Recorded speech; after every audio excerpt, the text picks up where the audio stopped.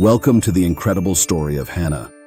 Her journey is one of heartbreak, unwavering faith, and a miracle that would change the course of a nation. This is the story of how a barren dream became the seed of hope for generations. Elkanah loved Hannah deeply, but in their culture, a woman's worth was often tied to her ability to bear children. Sadly, Hannah was barren, and Peninnah, Elkanah's other wife, used this to cruelly taunt Hannah year after year. Each year, Elkanah went to worship at Shiloh. But for Hannah, these trips were filled with sorrow. Peninnah's taunts cut deep, making her feel worthless and forgotten. "O Lord of hosts," she prayed, "if you will indeed look on the affliction of your servant and remember me, and not forget your servant, but will give to your servant a male child, then I will give him to the Lord all the days of his life, and no razor shall touch his head." Eli the priest saw her lips moving and thought she was drunk. But Hannah explained her deep sorrow and her heartfelt prayer. Eli, realizing her sincerity, said to her, "Go in peace, and the God of Israel grant your petition that you have made to him." Hannah went her way and ate, and her face was no longer sad. She believed that God had heard her prayer. But would God truly answer her prayer?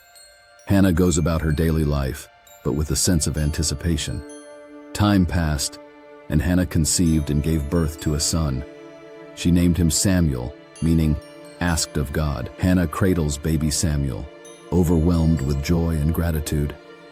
Hannah's joy was immeasurable. She had been given the gift she longed for most, but she remembered her vow. Hannah stayed home until Samuel was weaned. She knew she had a promise to keep, a sacrifice to make. Hannah and Elkanah prepare to go to Shiloh with Samuel. There's a mix of joy and sadness on Hannah's face. The time came for Hannah to fulfill her vow. She and Elkanah prepared to go to Shiloh, taking Samuel with them. Hannah presented Samuel to Eli the priest, saying, "I am the woman who is standing here in your presence, praying to the Lord. For this child I prayed, and the Lord has granted me my petition that I made to him. Therefore, I have lent him to the Lord. As long as he lives, he is lent to the Lord." Hannah left Samuel at the temple to serve the Lord. It was a heartbreaking sacrifice, but she knew it was the right thing to do. Hannah and Elkanah returned home, leaving their precious son in God's care. Hannah is sad, but also at peace. But what would become of Samuel? Samuel being raised in the temple, learning from Eli. And how would Hannah cope with being separated from her child? Find out in the next few scenes of this incredible story. Each year, Hannah and Elkanah would visit Samuel at the temple. Hannah would bring him a little robe she had made with her own hands. Samuel grew up in the temple, serving the Lord under Eli's guidance. He became a respected and influential leader in Israel. Hannah continued to pray for Samuel, asking God to bless him and use him for his glory. And God blessed Hannah with more children, 3 sons and 2 daughters. Her faithfulness was rewarded abundantly. Samuel went on to anoint the first kings of Israel, Saul and David. He played a crucial role in shaping the nation's destiny. Hannah's story is a testament to the power of persistent prayer, unwavering faith, and God's faithfulness. Her sacrifice paved the way for Samuel to become one of the greatest prophets in Israel's history.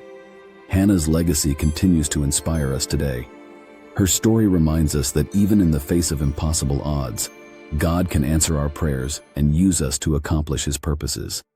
Hannah believed God and held on to his promises in the face of shame and difficulty. If Hannah's story has touched your heart, please like, share, and subscribe for more inspiring Christian stories. Share your own prayer requests in the comments below. We'd love to pray for you. You can also meditate further by reading 1 Samuel chapter 1 end. Thank you, and see you soon.